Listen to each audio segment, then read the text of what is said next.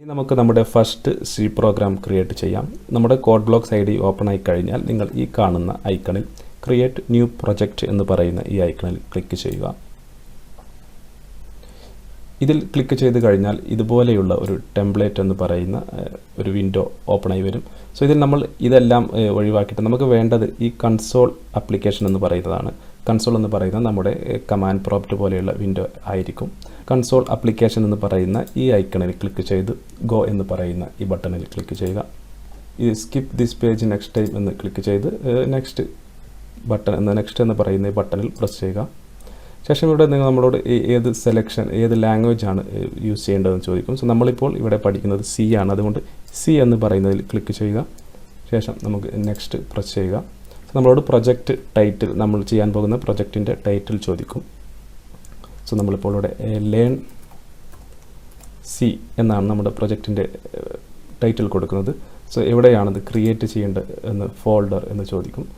So നമ്മൾ ഇവിടെ click ചെയ്ത് നമ്മൾ ഡെസ്ക്ടോപ്പിൽ ക്ലിക്ക് ചെയ്യുക. ശേഷം സെലക്ട് ഫോൾഡർ എന്ന് നമ്മളിവിടെ ഒരു ഫോൾഡർ ജസ്റ്റ് ഒന്ന് ക്രിയേറ്റ് ചെയ്യാം. നമ്മളിവിടെ സി പ്രോഗ്രാം എന്ന് പറയുന്ന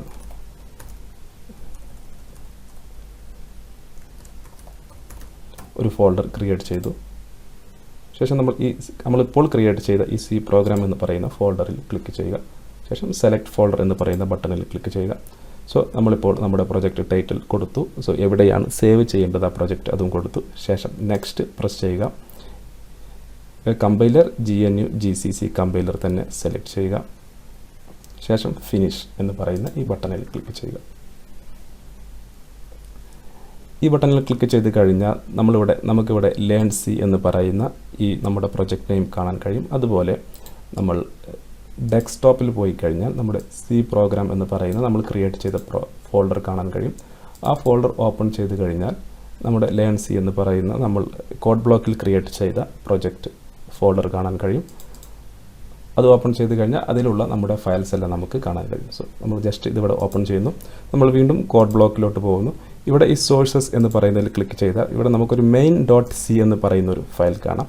സോ ഇത് കോഡ് ബ്ലോക്സ് ഓട്ടോമാറ്റിക്കലി ആയിട്ട് ക്രിയേറ്റ് ചെയ്ത ഒരു സി ഫയലാണ്. സി ഫയലിൻ്റെ ബേസിക് സ്ട്രക്ചർ വെച്ച് ക്രിയേറ്റ് ചെയ്ത ഒരു സി ഫയലാണത്. സോ നമുക്കിത് ഡബിൾ ക്ലിക്ക് ചെയ്ത് ഓപ്പൺ ചെയ്യാം.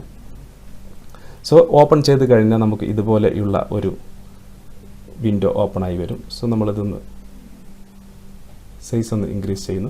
സോ നിങ്ങൾക്ക് ഇവിടെ കാണാൻ കഴിയും ഇതാണ് നമ്മുടെ ഫസ്റ്റ് സി പ്രോഗ്രാം. ഇത് ഓട്ടോമാറ്റിക്കലി കോഡ് ബ്ലോക്ക് ക്രിയേറ്റ് ചെയ്തതാണ്. സോ ഇത് നമ്മുടെ ഹലോ വേൾഡ് എന്ന് പറയുന്ന ഒരു മെസ്സേജ് പ്രിൻറ്റ് ചെയ്യുന്നതിനുള്ള പ്രോഗ്രാമാണ്. സോ ഇതിൻ്റെ ബേസിക് സ്ട്രക്ചറാണ് നമ്മൾ ഈ കാണുന്നത്. ഒരു സി പ്രോഗ്രാമിൻ്റെ ബേസിക് സ്ട്രക്ചറാണ് നമ്മൾ ഈ കാണുന്നത്. നമ്മളൊരു സി പ്രോഗ്രാം ക്രിയേറ്റ് ചെയ്യുമ്പോൾ നമുക്ക് മിനിമം ഉണ്ടാവേണ്ട കാര്യങ്ങളാണ് ഈ ഒരു പ്രോഗ്രാമിൽ ഉള്ളത്. സോ നമുക്ക് ആദ്യമായി ഓരോ ലൈനും നമുക്ക് നോക്കാം. സോ ആദ്യം കാണുന്ന #include stdio.h എന്ന് പറയുന്ന ഭാഗത്തേക്ക് വരാം. #include എന്ന് പറയുന്ന ഭാഗത്ത് നമ്മൾ പ്രീ പ്രോസസർ കമാൻഡ് എന്നാണ് പറയുന്നത്. സോ ഇതിൻ്റെ ഈ >, ഈ സൈനിൻ്റെ ഉള്ളിൽ എൻ്റർ ചെയ്തിട്ടുള്ള stdio.h പറയുന്ന ഇതിനെ നമ്മൾ ഹെഡർ ഫയൽസ് എന്ന് പറയുന്നു. ആക്ച്വലി ഇത് എന്താണെന്ന് വെച്ചാൽ നമ്മുടെ സി പ്രോഗ്രാമിൽ ചില ഫംഗ്ഷനുകളും മറ്റു കാര്യങ്ങളും പ്രവർത്തിക്കണമെങ്കിൽ നമുക്ക് ചില റീഡിഫൈൻഡ് ആയിട്ടുള്ള ചില ഹെഡർ ഫയൽസ് അല്ലെങ്കിൽ ലൈബ്രറീസ് ആഡ് ചെയ്യേണ്ടതുണ്ട്. സോ അത് നമുക്ക് ആഡ് ചെയ്യുന്നതിനാണ് നമ്മൾ #include എന്ന് പറയുന്ന പ്രീ പ്രോസസർ കമാൻഡ് ഉപയോഗിക്കുന്നത്. സോ ഇത് ഉപയോഗിച്ച് നമ്മൾ ആദ്യമായി stdio.h എന്ന് പറയുന്ന ഹെഡർ ഫയൽ ഇൻക്ലൂഡ് ചെയ്യുന്നു. സോ stdio.h എന്തിനാണ് ഇൻക്ലൂഡ് ചെയ്യുന്നതെന്ന് വെച്ചാൽ നമ്മൾ ഇവിടെ കാണുന്ന ഈ printf എന്ന് പറയുന്ന ഈ ഒരു ഫംഗ്ഷൻ നമ്മളിത് ഡീറ്റെയിൽ ആയിട്ട് പഠിക്കും. ഈ printf എന്ന് പറയുന്ന ഫംഗ്ഷൻ അതുപോലെ ഇൻപുട്ട് ഔട്ട്പുട്ട് ഫംഗ്ഷൻ പ്രവർത്തിക്കണമെങ്കിൽ നമുക്ക് stdio.h എന്ന് പറയുന്ന ഈ file include pre processor command ഉപയോഗിച്ച് ഇൻക്ലൂഡ് ചെയ്യേണ്ടതുണ്ട്. സോ സ്റ്റാൻഡേർഡ് ഇൻപുട്ട് ഔട്ട്പുട്ട് എന്നാണ് ഇതിൻ്റെ ഒരു പൂർണ്ണ രൂപം. സോ അടുത്തതായി stdlib എന്ന് പറയുന്ന സ്റ്റാൻഡേർഡ് ലൈബ്രറി എന്ന് പറയുന്ന ഒരു ഹെഡർ ഫയലാണ് നമ്മൾ അടുത്തതായി ഇൻക്ലൂഡ് ചെയ്തിട്ടുള്ളത്. സോ stdlib നമ്മൾ ഇൻക്ലൂഡ് ചെയ്യുന്നത് എന്തെന്ന് വെച്ചാൽ ഇത് സ്റ്റാൻഡേർഡ് ലൈബ്രറി എന്നാണ് ഇതിൻ്റെ ഫുൾ ഫോം. സോ നമ്മളിത് ഇൻക്ലൂഡ് ചെയ്യുന്നത് നമ്മുടെ സി പ്രോഗ്രാമിലെ സ്റ്റാൻഡേർഡ് ഫംഗ്ഷനുകളും അതുപോലെ ഫംഗ്ഷനുമായി ബന്ധപ്പെട്ട ഒരുപാട് കാര്യങ്ങളും പ്രവർത്തിക്കണമെങ്കിൽ നമുക്ക് ഈ ഒരു ഹെഡർ ഫയൽ ഇൻക്ലൂഡ് ചെയ്യേണ്ടതുണ്ട്. ഇത്തരം നമ്മുടെ സി പ്രോഗ്രാമിൽ ചില ഫംഗ്ഷനുകളും ചില പ്രത്യേക കാര്യങ്ങളും പ്രവർത്തിക്കണമെങ്കിൽ നമുക്ക് എറർ ഇല്ലാതെ പ്രവർത്തിക്കണമെങ്കിൽ നമുക്ക് ഇതുപോലെ ഹെഡർ ഫയൽസ് ഈ പ്രീ പ്രോസസർ കമാൻഡ് ഉപയോഗിച്ച് ഇതുപോലെ നമുക്ക് ആഡ് ചെയ്യേണ്ടതുണ്ട്. അതാണ് നമ്മുടെ ആദ്യത്തെ 2 ലൈൻ ഓഫ് കോഡ് എന്നതുകൊണ്ട് ഉദ്ദേശിക്കുന്നത്. സോ അടുത്ത ലൈൻ എന്ന് പറയുന്നത് ഇൻറ്റ് മെയിൻ എന്ന് പറയുന്ന ഭാഗമാണ്. ഇൻറ്റ് മെയിൻ എന്ന് പറയുന്നത്, ഇത് മെയിൻ എന്ന് പറയുന്നത് മെയിൻ ഫംഗ്ഷൻ ആണ്. സോ ഇതിൻ്റെ ഫംഗ്ഷൻ ടൈപ്പാണ് ഇൻറ്റിജർ എന്ന് പറയുന്നത്. ഇൻറ്റിജർ എന്നതിൻ്റെ ഷോർട്ടാണ് ഇൻറ്റ് എന്ന് പറയുന്നത്. സോ ഈ മെയിൻ ഫംഗ്ഷൻ എന്ന് പറയുന്നതിനുള്ളിലാണ് നമ്മൾ നമ്മുടെ എല്ലാ കോഡും എഴുതുന്നത്. സോ മെയിൻ ഫംഗ്ഷൻ എന്ന് പറയുന്നത് നമ്മുടെ പ്രോഗ്രാം എക്സിക്യൂട്ട് ചെയ്യുമ്പോൾ നമ്മുടെ പ്രോഗ്രാം സ്റ്റാർട്ട് ചെയ്യുന്നത് ആദ്യമായി നമ്മുടെ സിസ്റ്റം ചെക്ക് ചെയ്യുന്നത് മെയിൻ ഫംഗ്ഷൻ്റെ ഉള്ളിൽ എന്താണ് എന്നാണ്. സോ മെയിൻ ഫംഗ്ഷൻ ഉള്ളിലുള്ള കാര്യങ്ങളായിരിക്കും നമ്മുടെ സിസ്റ്റം എക്സിക്യൂട്ട് ചെയ്യുന്നത്. സോ ഇവിടെ നിന്ന് സ്റ്റാർട്ട് ചെയ്ത് ഈ 2 കർലി ബ്രാക്കറ്റിനുള്ളിലുള്ള കാര്യങ്ങളാണ് നമ്മുടെ ഒരു സിസ്റ്റം എക്സിക്യൂട്ട് ചെയ്യുന്നത്. സോ മെയിൻ ഫംഗ്ഷൻ എന്ന് പറഞ്ഞാൽ വളരെ ഇമ്പോർട്ടൻ്റ് ആയിട്ടുള്ള ഒരു ഫംഗ്ഷനാണ് സി പ്രോഗ്രാമിൽ. മെയിൻ ഫംഗ്ഷൻ ഇല്ലാതെ നമുക്ക് സി പ്രോഗ്രാം ക്രിയേറ്റ് ചെയ്യാൻ കഴിയുകയില്ല. സോ മെയിൻ ഫംഗ്ഷൻ എന്ന് പറയുന്നത് അത് കഴിഞ്ഞ് നമ്മളൊരു റൗണ്ട് ബ്രാക്കറ്റ് അല്ലെങ്കിൽ പാരന്തസിസ് എന്ന് പറയുന്ന ഓപ്പൺ ചെയ്യുന്നു. സോ ഇതിപ്പോൾ ബ്ലാങ്ക് ആണ്. സോ ഇതിൽ നമുക്ക് ചില ആർഗ്യുമെൻറ്റ്സ് കൊടുക്കാൻ, ചില വാല്യൂകൾ നമുക്ക് ഇവിടെ കൊടുക്കാൻ കഴിയും. അതെല്ലാം നമ്മൾ ഫംഗ്ഷൻ എന്ന് പറയുന്ന ഭാഗത്ത് ഡീറ്റെയിൽ ആയി പഠിക്കുന്നതാണ്. സോ അടുത്തതായി നമ്മുടെ മെയിൻ ഫംഗ്ഷൻ ഓപ്പൺ ചെയ്യുന്നതിനാണ് ഈ കർലി ബ്രാക്കറ്റ് ഉപയോഗിക്കുന്നത്. അടുത്ത ലൈൻ എന്ന് പറയുന്നത് ഈ പ്രിൻറ്റ് എഫ് എന്ന് പറയുന്ന ഒരു പ്രിൻറ്റ് എഫ് ഹലോ വേൾഡ് എന്ന് പറയുന്നത് ഫംഗ്ഷനാണ്. സോ ഇതൊരു പ്രിൻറ്റ് എഫ് എന്ന് പറയുന്നത് ഒരു ഔട്ട്പുട്ട് ഫംഗ്ഷനാണ്. സോ ഇത് എന്തിനാണ് ഉപയോഗിക്കുന്നത് വെച്ചാൽ നമ്മുടെ ഇതിനുള്ളിൽ എഴുതിയിട്ടുള്ള ഈ ബ്രാക്കറ്റിനുള്ളിൽ ഇൻവെർട്ടഡ് കോമയുടെ ഉള്ളിൽ എഴുതിയിട്ടുള്ള ഭാഗം നമ്മുടെ കൺസോൾ ആപ്ലിക്കേഷനിൽ പ്രിൻറ്റ് ചെയ്യുന്നതിന് വേണ്ടിയാണ് നമ്മൾ പ്രിൻറ്റ് എഫ് എന്ന് പറയുന്ന ഈ ഫംഗ്ഷൻ ഉപയോഗിക്കുന്നത്. അതിനുശേഷം നമുക്കിവിടെ ഒരു സെമി കോളൻ കാണാം. സോ നമ്മുടെ സി പ്രോഗ്രാമിൽ ഒരു ലൈൻ കോഡ് എഴുതി കഴിഞ്ഞാൽ അവസാനം നമ്മൾ അതിനൊരു സെമി കോളൻ നിർബന്ധമായും കൊടുക്കേണ്ടതുണ്ട്.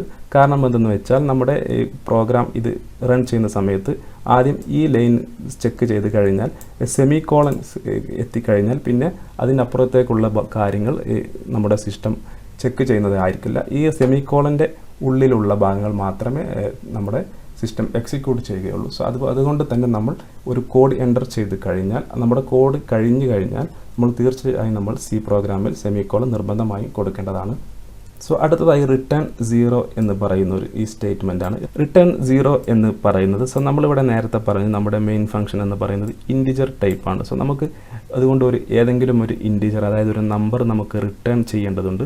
സോ അതുകൊണ്ടാണ് നമ്മൾ ഈ റിട്ടേൺ എന്ന് പറയുന്ന സ്റ്റേറ്റ്മെൻറ്റ് ഇവിടെ ഉപയോഗിക്കുന്നത്. സോ ഈ റിട്ടേൺ സ്റ്റേറ്റ്മെൻറ്റ് വന്നു കഴിഞ്ഞാൽ നമ്മുടെ പ്രോഗ്രാം ടെർമിനേറ്റ് ആയി കഴിഞ്ഞു.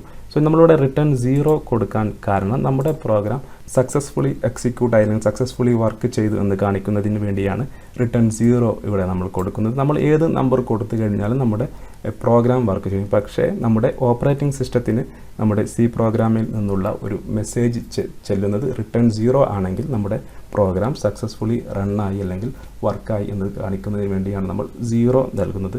സോ ഇതാണ് നമ്മുടെ സി പ്രോഗ്രാമിൻ്റെ ഒരു മെയിൻ സ്ട്രക്ചർ എന്ന് പറയുന്നത്. സോ അടുത്തതായി നമ്മൾ ചെയ്യുന്നത് ഈ പ്രോഗ്രാം കമ്പൈൽ ചെയ്യുകയാണ്. സോ നമ്മൾ നേരത്തെ പറഞ്ഞിരുന്നു ഈ കമ്പൈൽ പ്രോസസ്സ് എന്ന് പറയുന്നത് എന്താണെന്ന്. സോ നമ്മുടെ ഈ പ്രോഗ്രാം എന്ന് പറയുന്നത് നമ്മൾ ഇംഗ്ലീഷിൽ നിന്ന് മനുഷ്യന് മനസ്സിലാകുന്ന രീതിയിലാണ് നമ്മളിത് എഴുതിയിട്ടുള്ളത്. പക്ഷേ മനുഷ്യന് മനസ്സിലാകുന്ന ഈ ഭാഷ നമ്മുടെ മെഷീനിന് മനസ്സിലാകുന്നില്ല.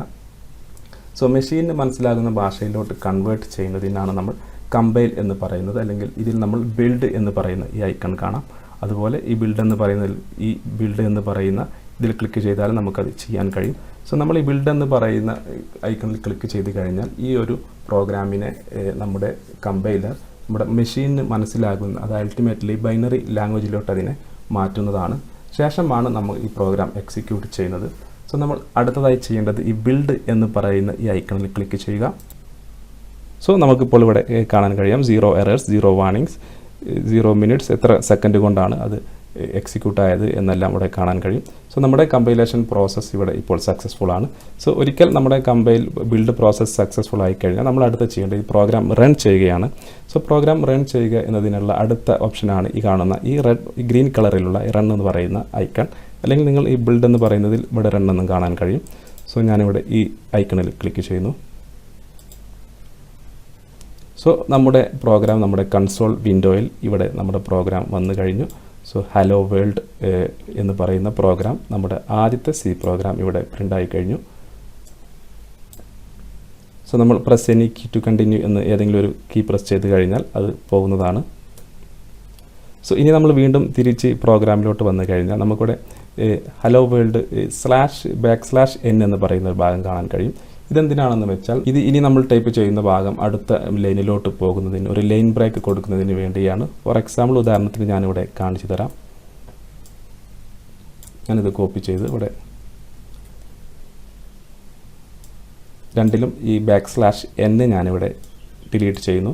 സോ നമുക്കിപ്പോൾ ഇവിടെ 2 മെസ്സേജ് ഉണ്ട്. ഹലോ വേൾഡ് എന്ന് പറയുന്ന 2 മെസ്സേജ് ഉണ്ട്. സോ നമ്മളിവിടെ ബിൽഡ് ചെയ്യുന്നു, സക്സസ്, ദെൻ റൺ ചെയ്യുന്നു. സോ നിങ്ങൾക്കിവിടെ കാണാം ഹലോ വേൾഡ്, അതിനോട് കൂടെ തന്നെ വീണ്ടും ഹലോ വേൾഡ് എന്ന് വന്നു. സോ നമ്മൾ ആ /n കൊടുക്കുന്നത് അടുത്ത ലൈനിലോട്ട് പോകുന്നതിന് വേണ്ടിയിട്ടാണ്. സോ നമ്മളിവിടെ \n കൊടുത്തു കഴിഞ്ഞാൽ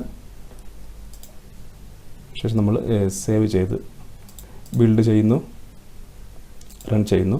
സോ നിങ്ങൾക്കിവിടെ കാണാം രണ്ടും ഹലോ വേൾഡ് നമുക്ക് 2 ലൈനിലായി ഇവിടെ വന്നു. സോ നമ്മൾ ഇത് വീണ്ടും ക്ലോസ് ചെയ്യുന്നു. ഇനി നമ്മൾ ഇത് ഡിലീറ്റ് ചെയ്ത് നമ്മൾ വേറൊരു മെസ്സേജാണ് പ്രിൻ്റ് ചെയ്യുന്നത്.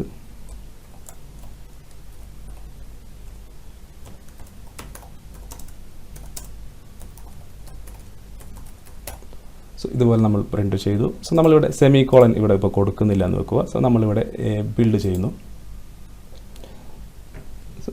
നമുക്കിവിടെ എറർ വന്നു, semicolon before expected semicolon before the returns. So നമുക്കിവിടെ ഏത് ലൈനിലാണ് എറർ എന്ന് പറയുന്ന ഭാഗം റെഡ് ഹൈലൈറ്റ് ആയി ഇവിടെ വന്നു. സോ നമ്മൾ ഇതുപോലെ സെമിക്കോളൻ കൊടുത്തു കഴിഞ്ഞാൽ ശേഷം നമ്മൾ ബിൽഡ് ചെയ്യുന്നു. വീണ്ടും നമുക്കൊരു എറർ മെസ്സേജ് വന്നു. സോ ഇവിടെ ഒരു എറർ കൂടിയുണ്ട്. സോ ഞാനിവിടെ printf എന്നതിന് പകരം ഞാൻ പ്രിൻ്റ് എന്ന് മാത്രമാണ് ടൈപ്പ് ചെയ്തത്. സോ ഇതുപോലെ എന്ത് എറേഴ്സ് ഉണ്ടെങ്കിലും നമുക്ക് ഈ കമ്പൈൽ ചെയ്യുന്ന സമയത്ത് ഇവിടെ വാർണിംഗ് ആയി വരുന്നതാണ്. ശേഷം ഞാൻ വീണ്ടും ബിൽഡ് ചെയ്യുന്നു. ഇപ്പോൾ 0 എറേഴ്സ് എന്ന് പറയുന്ന നമ്മുടെ സക്സസ്ഫുള്ളി കമ്പൈൽഡ് ആയി. ഇനി നമുക്ക് റൺ ചെയ്ത് നോക്കാം.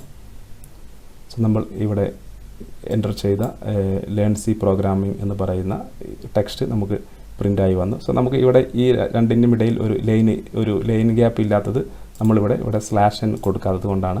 സോ നമ്മളത് കൊടുത്തു കഴിഞ്ഞാൽ വീണ്ടും നമുക്ക് ഈ ബിൽഡ് നമ്മൾ ഇങ്ങനെ നിരവധി തവണ ബിൽഡ് റൺ എന്നിങ്ങനെ ചെയ്യുന്നതിന് പകരം ഇതിൻ്റെ ഈ ഭാഗത്ത് അടുത്തൊരു ഓപ്ഷനുണ്ട്, ബിൽഡ് ആൻഡ് റൺ എന്ന് പറയുന്നത്. ഇതിൽ ക്ലിക്ക് ചെയ്ത് കഴിഞ്ഞാൽ ബിൽഡ് ചെയ്യുകയും എറർ ഇല്ലെങ്കിൽ നേരിട്ട് തന്നെ അത് റൺ ആവുകയും ചെയ്യും. സോ ഞാൻ ഈ ഐക്കണിൽ ക്ലിക്ക് ചെയ്യുന്നു. സോ നമ്മുടെ ഇവിടെ കാണാൻ കഴിയും ലേൺ സി പ്രോഗ്രാമിംഗ്. നമുക്കൊരു ലൈൻ കൂടി വന്നു ഇവിടെ. സോ ഇതാണ് നമ്മുടെ ഫസ്റ്റ് സി പ്രോഗ്രാമിംഗ്. സപ്പോസ് ഇനി നമ്മൾ ഈ റിട്ടേൺ സ്റ്റേറ്റ്മെൻറ്റിന് ശേഷം ഒരു എന്തെങ്കിലും കോഡ് നമ്മൾ എഴുതുകയാണെങ്കിൽ, ഫോർ എക്സാമ്പിൾ ഞാനിവിടെ printf ടെക്സ്റ്റ് ആഫ്റ്റർ റിട്ടേൺ എന്ന് എഴുതുന്നു, സെമിക്കോളൻ കൊടുക്കുക. ശേഷം ഞാനിവിടെ ബിൽഡ് ആൻഡ് റൺ എന്ന് പറയുന്ന ഐക്കണിൽ ക്ലിക്ക് ചെയ്യുന്നു. സോ നിങ്ങൾക്ക് ഇവിടെ കാണാൻ കഴിയും നമുക്ക് ഇവിടെ വന്നത് ഈ ലേൺ സി പ്രോഗ്രാമിംഗ് എന്ന് പറയുന്ന ടെക്സ്റ്റ് മാത്രമാണ്. സോ നമ്മൾ റിട്ടേണിന് ശേഷം എഴുതിയ ടെക്സ്റ്റ് നമുക്കിവിടെ എക്സിക്യൂട്ട് ആയിട്ടില്ല. അതിന് കാരണം നമ്മൾ നേരത്തെ പറഞ്ഞതുപോലെ നമ്മൾ റിട്ടേൺ 0 എന്ന് എഴുതുന്നത് നമ്മുടെ പ്രോഗ്രാം സക്സസ്ഫുള്ളായി വർക്ക് ചെയ്തു, അതുപോലെ ശേഷം തുടർന്ന് നമ്മൾ ഈ പ്രോഗ്രാം ടെർമിനേറ്റ് ചെയ്യുന്നു എന്ന് സൂചിപ്പിക്കുന്നതിന് വേണ്ടിയിട്ടാണ്. സോ 0 അല്ലാത്ത ഒരു വാല്യൂ നമ്മൾ എൻ്റർ ചെയ്യുന്നത് എന്തെങ്കിലും എറർ മെസ്സേജ് നമുക്ക് കൊടുക്കുന്നതിന് വേണ്ടിയാണ്. സോ നമ്മുടെ പ്രോഗ്രാമിൽ എന്തെങ്കിലും എറർ ഉണ്ടെങ്കിൽ അത് കൊടുക്കുന്നതിന് വേണ്ടിയാണ് നമ്മൾ 0 അല്ലാത്ത വാല്യൂസ് നമ്മൾ എൻ്റർ ചെയ്യുന്നത്. സോ റിട്ടേണോട് കൂടി നമ്മുടെ പ്രോഗ്രാം ടെർമിനേറ്റ് ആവുന്നതാണ്, എക്സിറ്റ് ആവുന്നതാണ്. അതിനുശേഷം നമ്മൾ എന്ത് എഴുതി കഴിഞ്ഞാലും അല്ലെങ്കിൽ എന്ത് കോഡ് എഴുതി കഴിഞ്ഞാലും അത് എക്സിക്യൂട്ട് ആവുന്നതല്ല. സോ അത് പ്രത്യേകം ശ്രദ്ധിക്കുക.